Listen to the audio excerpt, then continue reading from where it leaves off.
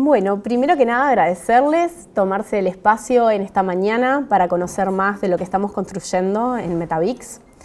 MetaVix Biotech se dedica a predecir enfermedades combinando el poder de la biotecnología y la inteligencia artificial. Pero ¿cuál es el problema que nos enfocamos en resolver? El principal problema que resolvemos es cómo las enfermedades impactan a producción animal, pero también al bienestar para la humanidad. De manera directa o indirecta, sabemos que hay enfermedades que pueden tener algún relacionamiento con la producción animal, que también afectan a personas, pero también indirectamente. Cuando una enfermedad nos impacta en la producción, perdemos calidad de acceso a proteína porque los precios se disparan, por ejemplo. Y eso afecta muchas veces a las poblaciones más vulnerables. Entonces hay un impacto en el bienestar para la humanidad en muchas dimensiones.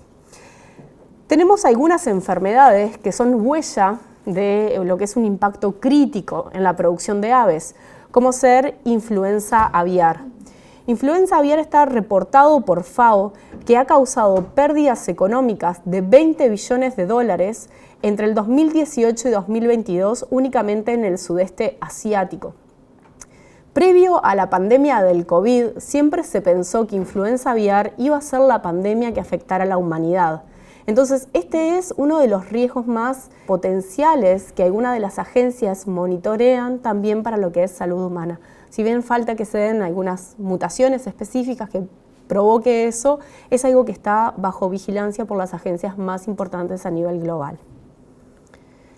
Luego tenemos enfermedades como coccidiosis, que es una enfermedad parasitaria que causa 2.4 billones de dólares. Esto está siempre expresado en billones americanos, es decir, miles de millones por año.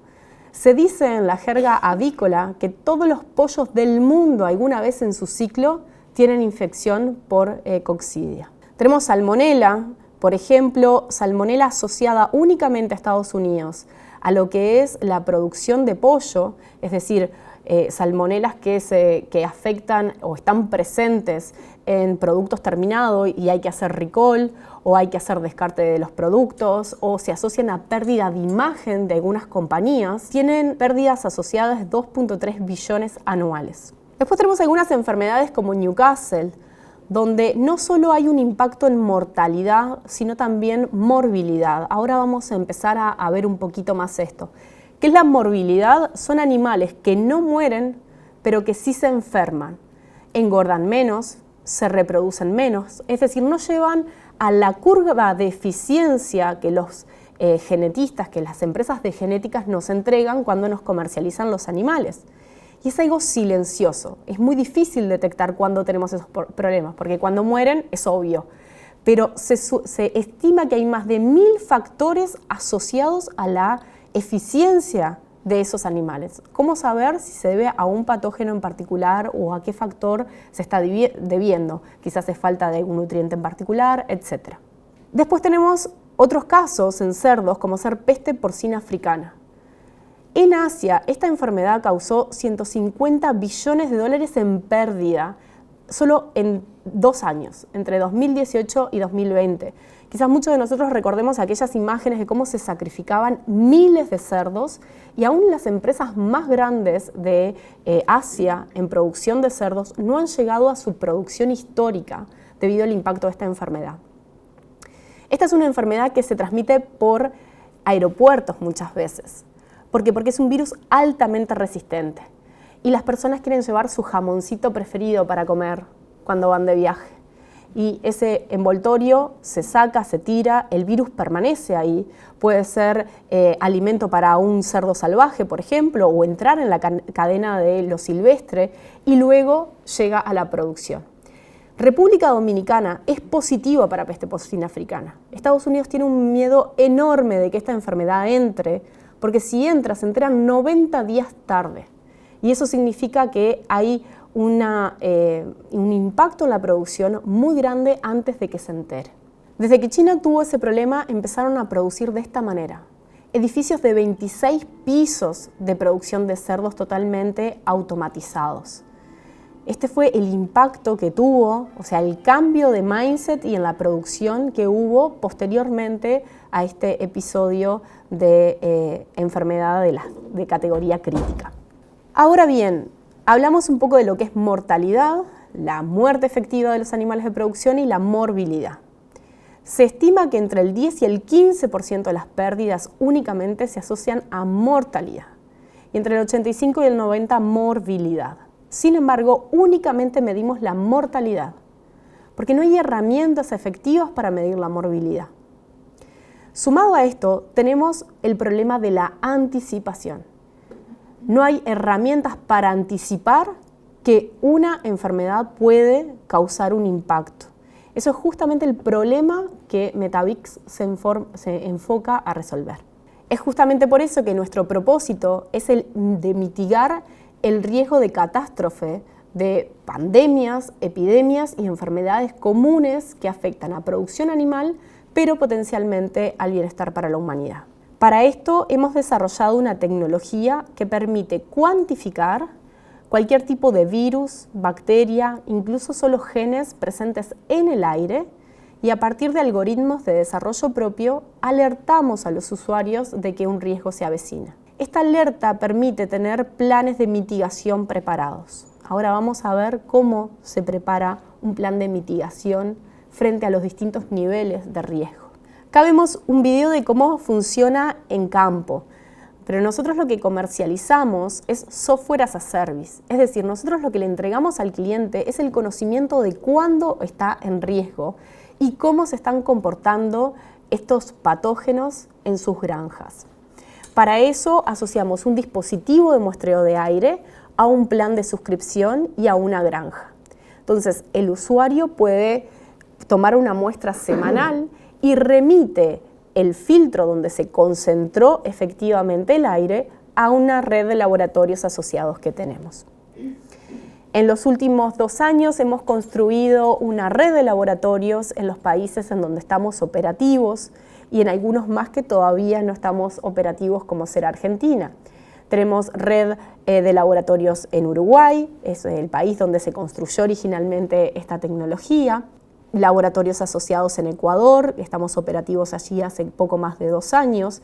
En Brasil tenemos los principales laboratorios que procesan millones de muestras anuales de aves y cerdos.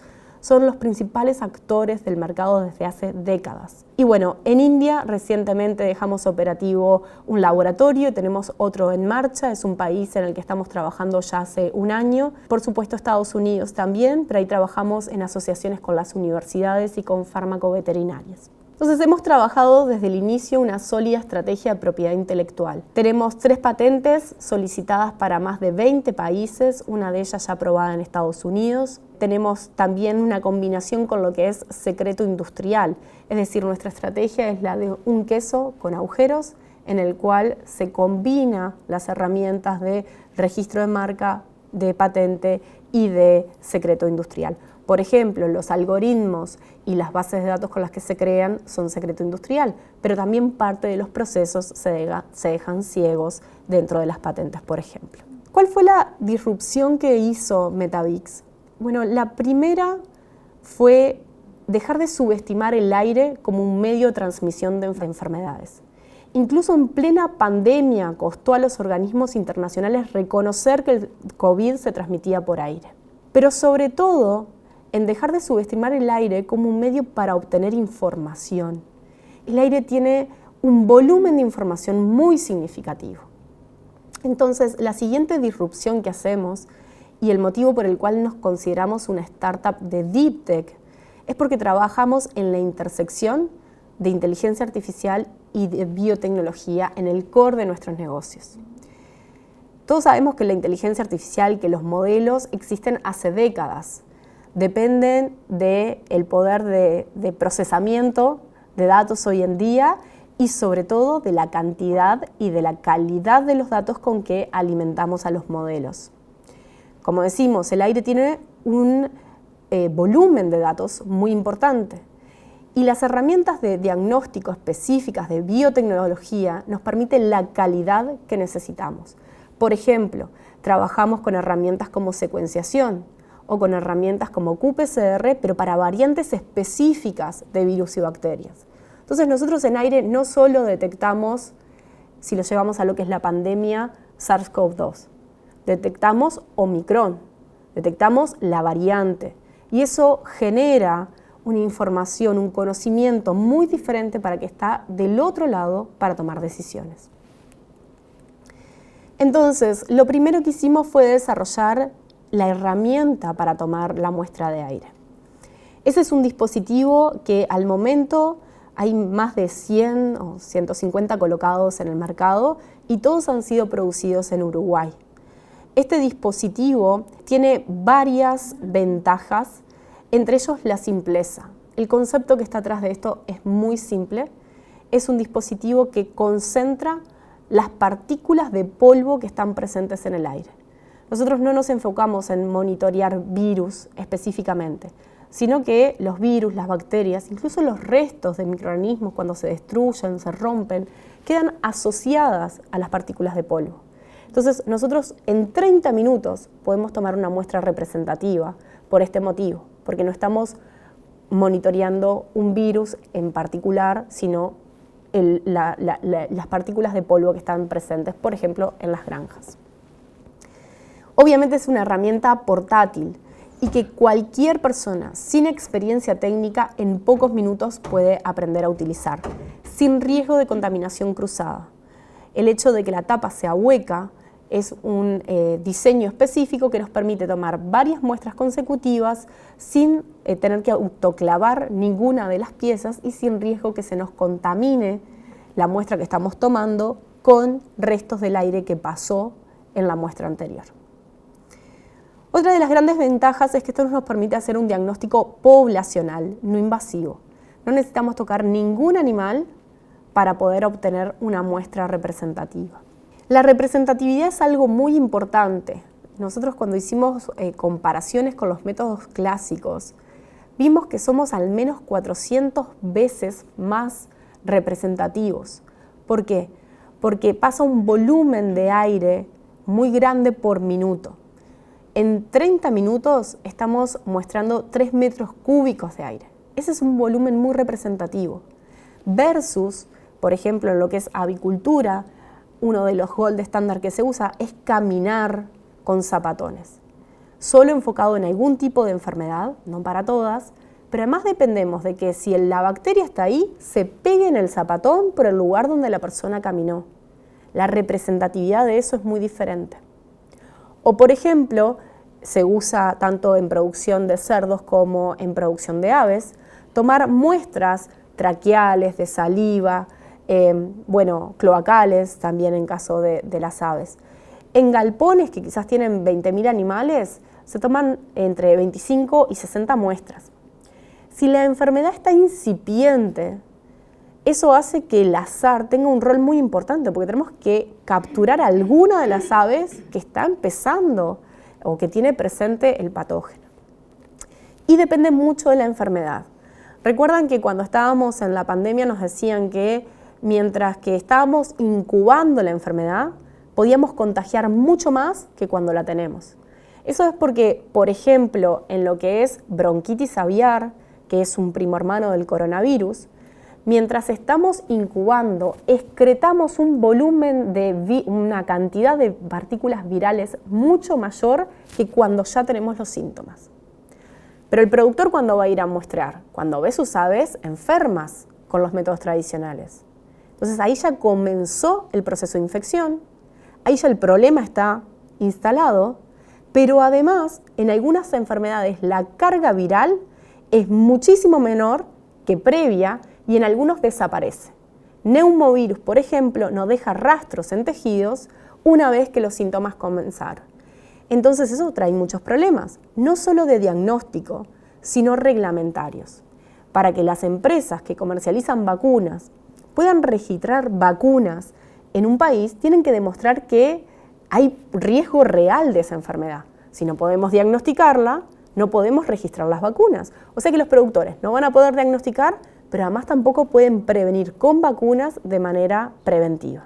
Otro de los aspectos es que se trata de una muestra universal. ¿Qué significa esto? nosotros podemos aplicar distintas técnicas, no es una muestra destructiva.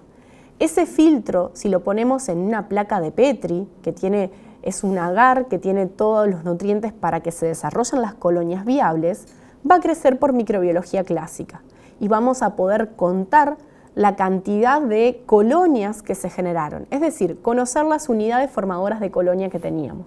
Esto en algunos lugares es importante, en granjas por ejemplo no, pero si estamos en planta de nacedoras o estamos en faena, sí, porque son indicadores microbiológicos. Podemos utilizar qPCR y esto pasa a ser una técnica cuantitativa, es lo que nosotros trabajamos. Luego vamos a profundizar en esta técnica, pero es muy específica para lo que buscamos y tiene una alta sensibilidad.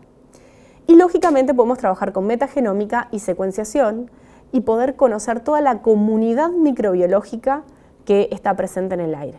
Nosotros ya tenemos un muy buen volumen de datos de hace más de 3 años de estas 3 técnicas asociadas a nuestra tecnología. Y no creemos que podamos detectar absolutamente todos los virus o bacterias en el futuro en el aire, porque la biología es la ciencia de las excepciones, siempre hay un microorganismo que pueda hacer algo diferente al resto, pero nos ha sorprendido todo lo que vemos. Para hacer la validación inicial, nos basamos en una ISO que establece cómo se debe desarrollar este tipo de dispositivos y cómo se deben validar. Para eso tuvimos que construir una cámara hermética con determinadas medidas, con determinadas especificaciones y ahí adentro asperjamos microorganismos viables, los recuperamos por microbiología clásica y lo comparamos con otros métodos similares, no iguales, pero similares. Asperjamos, por ejemplo, vacunas y hacíamos qPCR para poder establecer el límite de detección de cada uno de los patógenos, entre otras. Pero el desafío en esto, cuando nosotros validamos un método, siempre se busca tener una muestra gold estándar, trazable. No existe en el mundo una muestra de aire que tenga esas características. Una muestra que se le conozca la cantidad de volumen que tiene y la cantidad, por ejemplo, de salmonelas que tiene. Eso no existe, no podemos comprarlo. Entonces lo que hicimos fue ir a campo hace 2 años y medio y empezar a monitorear, incluso en las condiciones más desafiantes, que es producción abierta, que no es una producción controlada en cuanto al aire, y al momento estamos cuantificando y detectando en avícolas adenovirus, bronquitis, con distintas variantes como 11, 16, 23, Salmonella enteritidis, Typhimurium, Mycoplasma gallisepticum, Mycoplasma synoviae, Gumboro, Reovirus, Newcastle. En cerdos, Bordetella bronquiséptica, influenza porcina tipo A, específica para cerdos, PIRS y sus variantes, Glasserella parasuis, diferentes especies de Mycoplasma, Pasteurella multósida, Circovirus tipo 1, tipo 2, tipo 3 y Streptosuis. Entonces, estos son los principales desafíos que tienen ambos sectores. Estas detecciones son de todos los países en los que estamos presentes. Y luego lo que hicimos fue compararnos con los gold estándar. Nos comparamos con muestreos cloacales, por ejemplo, para adenovirus, para salmonella, para bronquitis, y la performance en todos los casos ha sido superior. Esto viene un poco en la combinación que hablábamos. La representatividad de la muestra a la hora de pasar un volumen alto a través del filtro, pero además combinarlo con técnicas de qPCR que son altamente sensibles y específicas. ¿Cuál es la visión de nuestra compañía? ¿Qué es lo que estamos construyendo? Nosotros desde el día 1, con nuestra tecnología, podemos darle a los clientes una medición en tiempo real de lo que al momento era invisible. Es decir, poder medir qué desafío específico están teniendo de los patógenos más relevantes en ese sector. Pero a medida que los usuarios empiezan a usar semanalmente la tecnología y empiezan a correr las semanas, podemos empezar a entender en qué nivel están, es decir, cuál es esa línea de base que tienen los distintos patógenos en esa granja. Esto es muy importante. Si en una granja típicamente el desafío de salmonela es grande, está siempre alto, no significa necesariamente que los animales se vayan a enfermar, porque también los animales han desarrollado una reacción inmunológica frente a ese desafío. Entonces nosotros empezamos a comprender de manera específica con los datos de cada granja esa línea de base. Y en base a eso es que empezamos a hacer las predicciones basadas en los modelos de inteligencia artificial que desarrollamos. Únicamente una vez que tenemos esa línea de base, somos capaces de predecir cómo se va a comportar cada patógeno para la semana que entra. Nosotros podemos tener 5 granjas pegadas con el mismo manejo, los mismos animales, misma nutrición, todo, y van a tener un comportamiento microbiológico distinto, porque lo que sucede a nivel microscópico es diferente. Luego que construimos esto, podemos poner en un mapa las ubicaciones de la granja y empezar a mostrar geográficamente una vigilancia para los clientes. Imaginen empresas que tienen gran producción, que tienen distribuido en 1 o 2 departamentos o estados su producción. El poder ubicar y utilizar nuestra tecnología con granjas centinelas para poder reportar cómo se están moviendo las distintas variantes de patógenos en esa geografía. Hay una regla que es 20-80, el 20% de lo que medimos nos reporta cerca del 80% de lo que sucede. No es un 100%, pero monitorear el 20% de las granjas de esta manera nos podría decir cuáles son los riesgos del 80% de la sanidad de nuestra producción en una geografía. Considerando que la empresa la producción de proteína animal a nivel global está altamente concentrada. El 80% solo es producida por 200 compañías a nivel global. Esto significa que está muy concentrado. Quizás hay empresas que tienen 4.000, 10.000 granjas. Monitorear el 20% les habla de ese riesgo potencial para el 80% de su producción. Eso impacta sin duda el EBITDA de una empresa y de las compañías que cotizan en bolsa, impacta directamente a lo que se llama riesgo catastrófico, que es un riesgo que afecta el valor de la acción.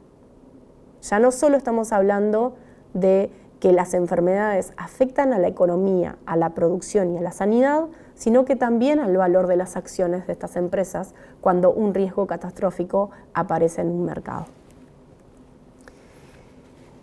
Nuestra visión aún más ambiciosa es combinar esto con escala larga de metagenómica, por ejemplo. Esto nos permite ya conocer toda la comunidad que está presente en los ambientes de producción, no solo los patógenos. Así como tenemos bacterias que nos afectan o virus que nos afectan, también tenemos microorganismos que son favorables. Hoy nos están midiendo. Nosotros podemos comenzar a comprender cuál es la mejor comunidad presente en ambiente para la mejor producción. Porque, como hablábamos hoy, cuando estamos desafiados, cuando los animales se desafían, también presentan un sistema inmune que compensa eso. Eso incluso favorece el engorde en muchos casos. Entonces, no solo se trata de patógenos, sino de conocer mucha más información. Acá sin duda que entra Machine Learning, que entra modelos de inteligencia artificial y metagenómica. Entonces, esto es uno de los gráficos que se ven desde día 1 en nuestra plataforma. Lo que vemos es la concentración expresada en lo que nosotros llamamos unidades arbitrarias. La concentración de patógenos la hemos denominado presión de infección ambiental en las distintas fechas de muestreo. Entonces, acá lo que tenemos son cuantificaciones que han aparecido para los distintos patógenos, por ejemplo, Glasserella, por ejemplo, Mycoplasma, y esto nos permite ver rápidamente cuáles son los desafíos que estamos teniendo semana a semana, es decir, esa información en tiempo real que decíamos. Acá tenemos otro ejemplo de otras enfermedades que ya han sido detectadas en los distintos países donde estamos, para aves, para cerdos. Pero una vez que esto empieza a tener un volumen, se empieza a ver qué es lo que sucede en el tiempo. Y esto en definitiva nos permite crear esa línea de base de la que hablábamos. Nos permite medir el comportamiento, establecer la línea de base de cada uno de los patógenos. Aquí es donde podemos empezar a predecir. Entonces, cuando un usuario entra a nuestra plataforma, una vez que ya tiene esa línea de base creada, lo primero que ve son sus planes en el reporte. Este usuario tiene 5 planes, puede descargarlo lógicamente, totalmente o fraccionalmente, y lo que tiene es esa presión de infección ambiental. Entonces, nosotros comercializamos los planes de suscripción asociados a un paquete de enfermedades. El cliente es quien decide cuáles son las enfermedades que quiere incluir en ese paquete. A veces lo hace porque sospecha que es lo que en su región está circulando, a veces lo hace en base a históricos de LISA, de necropsias, etc. Generalmente, en nuestra experiencia, empiezan con un pool grande de enfermedades para conocer realmente aquello de la morbilidad, enfermedades que no tienen capaz síntomas o mortalidad visible, pero que les interesa conocer realmente cuál es el desafío, porque debilitan inmunológicamente al animal y luego viene una enfermedad primaria que sí causa, por ejemplo, mortalidad, y esa es la que se ve, y se lo acusa como de responsable único, pero sin embargo hubo alguien que abrió la puerta de entrada para ese primario. Entonces, nosotros tenemos un sistema en donde clasificamos cada uno de los patógenos según su impacto, en impacto crítico, impacto alto, medio bajo o bajo. Esto es una clasificación en base al impacto productivo y sanitario, una mezcla. Y luego mostramos cómo se ubicó la última semana, el nivel de la última semana respecto a su propia línea de base. Lo que decíamos hoy, esto no se puede mostrar desde el inicio, si todos los otros gráficos, porque no podemos decir estás alto o bajo sin saber cómo es la línea de base de esa granja. Entonces, por ejemplo, en este caso, Newcastle está en un nivel bajo, por eso se lo pone con una escala de 1. El gris se utiliza para enfermedades que aún no han sido detectadas en esa granja, ¿de acuerdo? Entonces, por ejemplo, en este caso, bronquitis genérica es la que tenemos en un nivel 2. Aquí el cliente puede utilizar o puede ver distintos planes, puede comparar cómo le dio esa presión de infección ambiental para diferentes planes que tiene activos. Le va a aparecer un pop-out también cuando se pare arriba de cómo dio el nivel, va a tener explicación de los gráficos y puede seleccionar distintos patógenos, información de distintos patógenos o, como decíamos, también información de distintos planes. Entonces, una vez que el usuario ve qué plan va a hacer seguimiento en la plataforma o lo puede ir haciendo de manera comparativa, pasamos a el segundo gráfico que le habla de la predicción. Nosotros, para hacer nuestro modelo de predicción, nos basamos en una norma ISO que es muy utilizada en 17025, de hecho es requisito tenerla implementada para 17025, que nos dice cómo debemos mitigar los riesgos. Para poder mitigar los riesgos, lo primero que tenemos que saber si el riesgo tiene un nivel alto, medio o bajo de ocurrir. Para eso lo que nosotros hacemos es multiplicar, y es lo que la norma establece, la probabilidad de ocurrencia por el impacto de ese patógeno. El impacto del patógeno es la misma clasificación que veíamos arriba. Es una propiedad intrínseca del propio patógeno. Por ejemplo, influenza aviar tiene un impacto crítico en la producción. Sin embargo, Salmonella tiene un impacto medio-bajo. Ahora, ¿cuál es la probabilidad de ocurrir? Esto era lo que era totalmente desconocido hasta que Metavix desarrolló un modelo de inteligencia artificial para eso. Y lo hacemos ponderando dos cosas básicamente. Por un lado, la presión de infección ambiental que veíamos previamente, es decir, la concentración de patógeno que hubo respecto a la propia línea de base, y por otro lado un modelo que integra más de 12 variables que hablan de cuán rápido o no, por así decir, ese virus o esa bacteria se puede propagar. De esta manera tenemos probabilidades que están relativamente bajas, un impacto alto y nos va a dar una valorización baja. Acá, por ejemplo, tenemos Mycoplasma synoviae, tiene un impacto medio, la probabilidad en la última semana, según el reporte, ya entró en zona naranja, o sea, tiene una probabilidad media alta, entonces la valorización del riesgo es medio. ¿Por qué es importante esto? Porque no tenemos por qué esperar que ocurran los problemas para ver qué tipo de acciones vamos a tomar. Un plan de mitigación de riesgos implica que ya tengamos establecido qué acciones tomamos frente a esta matriz. Por ejemplo, un riesgo crítico implica acciones inminentes. Capaz que hay que sacrificar los animales, como hablábamos hoy que sucedió en Asia con los cerdos. El riesgo es crítico, la acción es inminente. Un riesgo alto implica acciones correctivas. Tenemos que corregir algo, medicación, manejo, pero hay que hacer una intervención correctiva. Un riesgo medio implica acciones preventivas. Un riesgo bajo, por ejemplo, simplemente se tolera. Se mantiene en vigilancia, pero se tolera. Entonces, nosotros podemos estar preparados previamente a reaccionar según la matriz de valorización de riesgo que estamos teniendo. Este gráfico y posteriormente sí pasamos a ver el gráfico de tendencia. Este gráfico aparece para todos los usuarios desde el día 1. Los primeros dos aparecen una vez que tenemos la línea de base, este aparece desde la línea 1. Acá vamos a ver la tendencia que tuvo cada uno de estos patógenos. Podemos seleccionar distintos planteles, podemos seleccionar distintos patógenos, a veces hace sentido verlos todos juntos, a veces por un tema de escala ver solo uno, y tenemos algunas señales que nos dicen, esta de aquí por ejemplo, bronquitis variante 11 bajó respecto a la semana anterior. Entonces acá tenemos la tendencia que está habiendo. Sin embargo, Mycoplasma gallisepticum aumentó. Esta señal de acá, de alerta, nos dice que Sinoviae alcanzó el máximo histórico. Es decir, había un máximo histórico establecido en la granja y por eso se superó. Si vemos, eso coincide con plantel 5 y coincide con el riesgo de predicción que estábamos haciendo para la semana que viene de riesgo medio. Era la valorización más alta que teníamos en el gráfico anterior.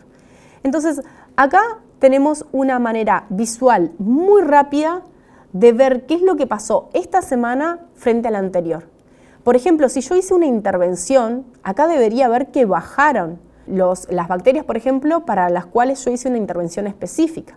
Si no, lo que utilicé para la intervención no está funcionando. Luego tenemos un gráfico que nos permite ver la concentración, la presión de infección ambiental para distintas fechas de muestreo. Acá podemos ver varios patógenos a la misma vez o simplemente seleccionar uno de ellos. Podemos ver cuando hay cambios de lotes, se señalizan con una flecha. Y también tenemos históricos. Podemos abrir cuál es el histórico de bronquitis o de cualquiera de los patógenos que tenemos en cuanto a cuál es la concentración más alta que ha alcanzado o cuál es la frecuencia de aparición. Bronquitis genérica aparece generalmente porque se vacuna y las vacunas son muy persistentes. Con esta tecnología, de hecho, verificamos que es mucho más persistente en el tiempo de lo que las propias empresas de fabricación de vacunas pensaban. Y eso puede tener un efecto incluso benéfico. La vacuna de bronquitis particularmente tiene dos motivos por el cual se usa. Uno es la protección lógica que se busca con una vacuna, pero la otra es competir y desplazar.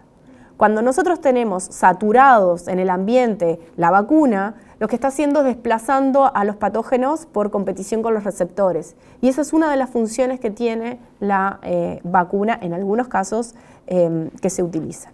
Como vemos, ahí podemos jugar con todo lo más relevante acerca de planes, patógenos, fechas de muestreos, podemos ver periodos más concentrados, periodos más largos, etc. Y como decíamos, los históricos. Luego tenemos un gráfico que muestra un patógeno a la vez, pero nos muestra varios planes en las mismas semanas de producción. Acá, por ejemplo, estamos viendo que hay un comportamiento, si se quiere, casi que en los mismos momentos en distintos planes. Entonces, y son granjas que están ubicadas en distintas zonas geográficas. Esto es lo importante luego de verlo en geografía, pero ya es información que el productor puede tener relevante. Entonces acá podemos elegir uno solo, nuevamente, de los patógenos, y elegirlo para un solo plan, para todos los planes a la vez, etc.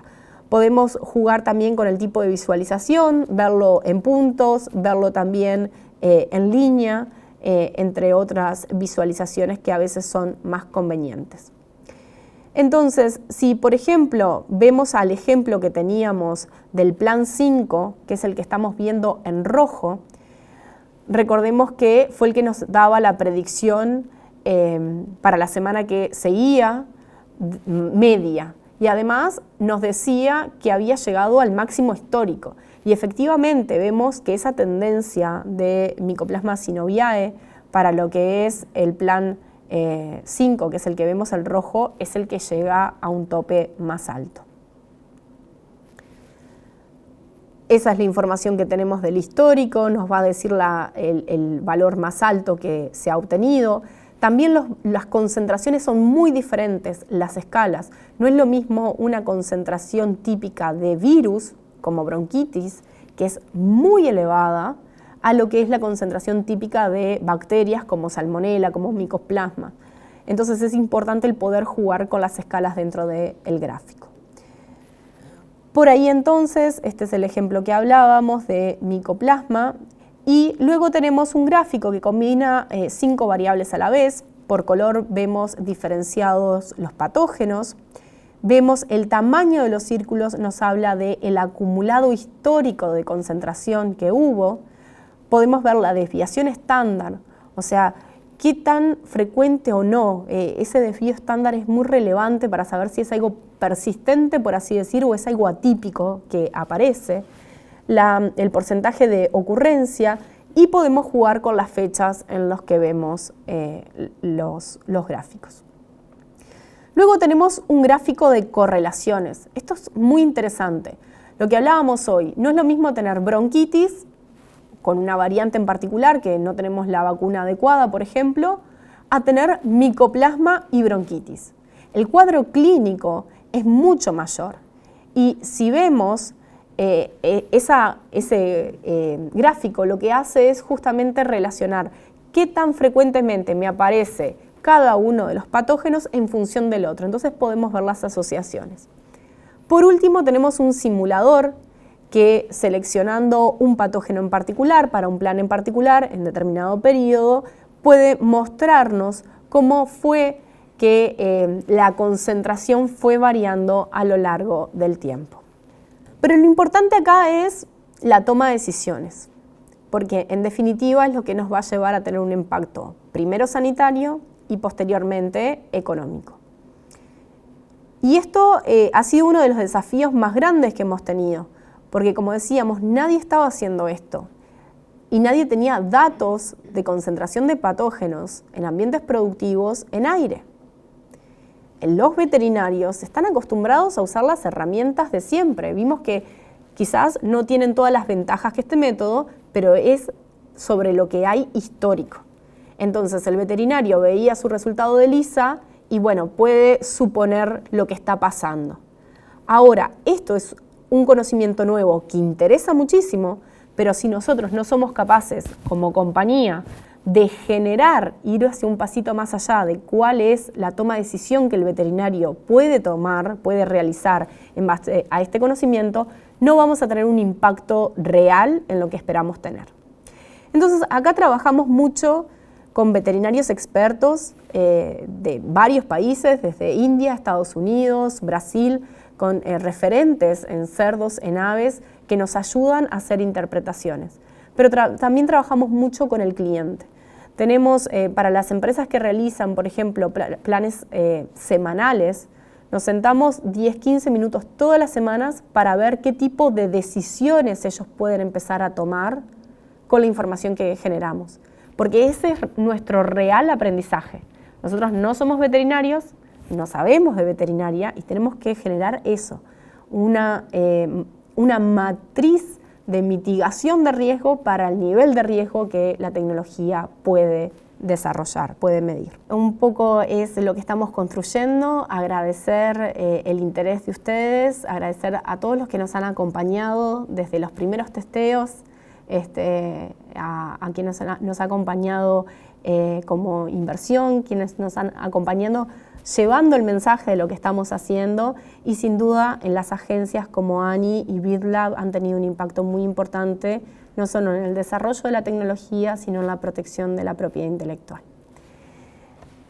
Si les parece, hacemos un espacio para preguntas que puedan acercarse a degustar algo, y posteriormente Jennifer les va a presentar cuáles son los servicios que están disponibles para esta tecnología en nuestro laboratorio asociado para Uruguay, que es Aragón.